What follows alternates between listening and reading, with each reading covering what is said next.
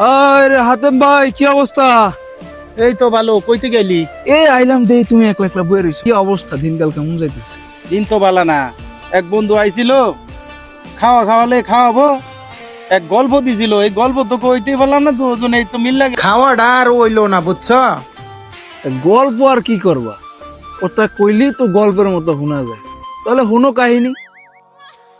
এই যে ঢাকা শহরের জায়গাগুলো দেখতেছো না, এটি এক সময় সব আমার দাদার ছিল।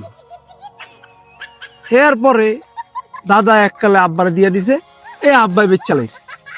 এরপরে তোমার মনে করো মগো বরিশালে দাদার এককারে মনে করো একটা সিংহের ইয়া আছিল, খামার ছিল। ওই মনে করো দৈনিক সকালে সিংহের খাবার ছাড়া মনে করো বাতি খেতে পারতাম না। তুমি কি গল্পের কথা কও মিয়া? এক চাপা বাস পাইছিলাম, মোহনা আরেক চাপা বাস আইয়া পড়ছে। এইটার থেকে কি ভাই